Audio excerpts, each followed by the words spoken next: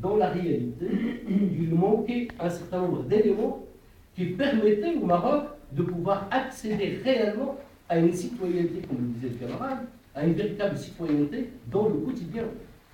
En dehors de l'extérieur, il y a, bien évidemment, il restait énormément de failles pour pouvoir accéder à la démocratie. Et parmi ces failles, la rue ou le peuple marocain demandait une revendication simple qui est une constitution démocratique et citoyenne. Et à travers cette revendication, on pouvait non seulement régler un certain nombre de choses qui étaient, somme toute, le régime voulait les balayer, ou comment dirais-je, les dépasser, c'est-à-dire il y a eu ce qu'on a appelé au Maroc l'instance équité et réconciliation, à travers les années de plomb, des années qui ont coûté la vie à énormément de Marocains. Et donc il y a eu une instance qui a essayé, plus ou moins, de organiser la société civile, politique, autour de cette question, et finalement ça n'a pas abouti à grand chose dans la mesure où elle a abouti à des recommandations. Ces recommandations restaient le fait de la société civile et politique pour qu'elle puisse les appliquer. Or, malheureusement, pour qu'elle puisse aboutir ces recommandations, il fallait, ou il aurait fallu, et c'était une demande intrinsèque à ces recommandations, qu'il fût une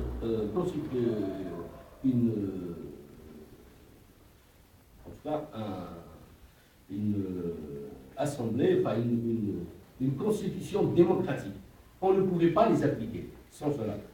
Et donc, de ce fait, le système restait bloqué. Et donc, de mon point de vue, les revendications populaires allaient dans le même sens que ces revendications, et pour aller aboutir à l'objectif essentiel qui est une assemblée constituante, pas une assemblée constituante, une véritable constitution démocratique qui pouvait permettre aussi bien la réalisation des recommandations que le reste. Ça, c'est mon point de vue personnel. Et donc, je me dis qu'à travers les discours du roi, les 12 derniers discours,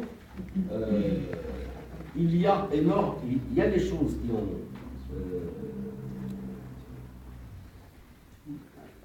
qui répondent plutôt positivement au mouvement populaire, mais que cela nécessite la mobilisation, de mon point de vue, du peuple marocain pour réellement les imposer. Parce qu'entre le discours et la réalité des choses, il y a toujours au Maroc une marge qui reste assez importante. Donc, la mobilisation que les jeunes ont investie depuis le 20 février, elle me paraît assez nécessaire, malgré ce que le régime a essayé de... En tout cas, c'est ce que le peuple a arraché. Je pense que la mobilisation est encore nécessaire. S'il y a des choses à rajouter, je pense qu'on va avoir dans la discussion. En tout cas, merci pour cet éclairage marocain. Je crois qu'on a pu voir les uns et les autres donc la diversité, parce que c'est ça qui est intéressant, c'est de voir qu'à partir de l'étincelle et de ce qu'a apporté le peuple tunisien, la manière dont chacun s'en est emparé est différente, mais qu'il y a bien eu une vague qui a déferlé, bien au-delà d'ailleurs du Grand Maghreb, puisqu'on sait bien qu'il y a d'autres endroits où les choses se sont élargies, mais on n'a pas voulu embrasser l'ensemble des problématiques, on a voulu rester dans cette logique méditerranéenne tout ce soir. Alors, je ne sais pas moi que Patricia, tu voudrais dire quelque chose sur l'approche qu'il peut y avoir du de chez nous, dire, sachant que je voulais saluer, puisque j'ai salué tous les élus, Laurence Cohen, qui est conseillère régionale Île-de-France et secrétaire de la fédération du PCF du Val-de-Marne. Voilà. Bien, écoutez, d'une part, bienvenue à nos amis venant des différentes organisations, de chez nous d'ailleurs, mais qui sont toujours malgré tout nos amis. Remercier les organisateurs de cette initiative. Je reprendrai une idée que Samir a développée, qui est de vraiment avoir en tête l'idée que tout ceci fait partie de notre histoire et tout ceci fait partie de notre destin commun. Et tout ceci fait partie de notre histoire commune.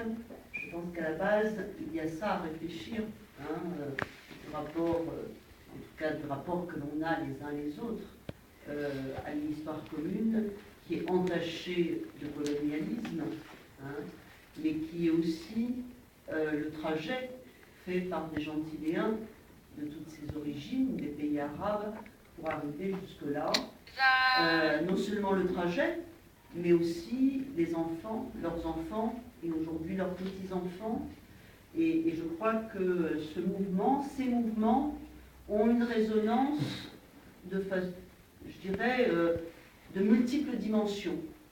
Ces mouvements ont des résonances évidemment au plan de la signification politique de ce soulèvement populaire et de l'irruption du peuple sur une scène mondialisée jusqu'à présent. C'est le capitalisme rouleau compresseur qui ne laisse aucun soupçon même de possibilité au peuple de réagir à cette fatalité considérable. Donc ça, c'est, je dirais, la signification en tout cas peut-être du premier mouvement à l'échelle de l'histoire du capitalisme financier contemporain. Je crois qu'il faut le mesurer à ce niveau, en tout cas en termes d'ampleur, des pays que ça concerne, des pays qui ont été sous le joug d'un colonialisme et ensuite d'un néocolonialisme, puisque à chaque fois qu'il y a eu